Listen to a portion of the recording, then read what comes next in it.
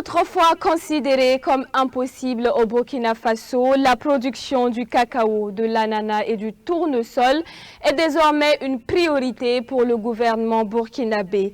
Dans le cadre de l'offensive agro-pastorale et halieutique 2023-2025, le gouvernement burkinabé a équipé les acteurs agricoles pour leur permettre de produire ces variétés réservées autrefois aux pays côtiers. On en sait plus avec Kokou Miesso. Le capitaine Ibrahim Traoré et son gouvernement veulent faire de certaines cultures autrefois considérées impossibles une réalité au Burkina Faso. C'est dans cette perspective que l'offensive agro-pastorale et halieutique a été lancée pour diversifier les cultures et favoriser un développement stratégique afin de réduire la dépendance du pays vis-à-vis du cacao et des bananes plantains.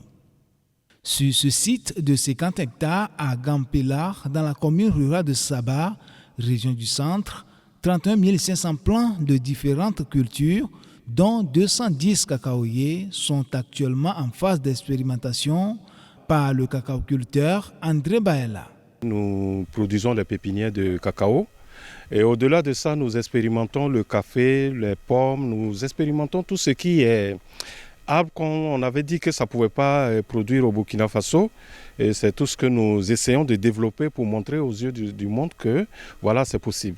Dans le village de Maturkou, situé dans la région des Hauts-Bassins, une superficie totale de 5 hectares est dédiée à l'expérimentation de la culture de l'ananas. Sur 5 hectares, 2 sont actuellement utilisés pour cette culture prometteuse qui pourrait devenir une activité importante au Burkina Faso. Nous voulons faire la promotion donc, des cultures intercalaires au niveau donc, de ce verger d'anacarde-là. C'est dans ce sens que nous avons initié 10 hectares, la production de 10 hectares d'ananas avec environ 50 000 rejets par hectare, donc soit autour de 500 000 rejets. Pour cette année, nous sommes en train donc, d'installer 5 hectares d'ananas pour faire la promotion de cette culture en tant que culture intercalaire au niveau des vergers d'anacarde. Parce que nous faisons également la promotion des vergers irrigués. Et qui parle d'irriguer, c'est que l'utilisation de l'eau coûte cher. Donc il faut pouvoir optimiser donc, les installations qui seront faites. C'est dans ce sens que nous voulons faire la promotion de l'ananas, qui est une culture donc, d'avenir au niveau du Burkina Faso. 2 autres hectares sont exploités pour la plantation de tournesol dans la commune de Bama, toujours dans la région des Hauts-Bassins.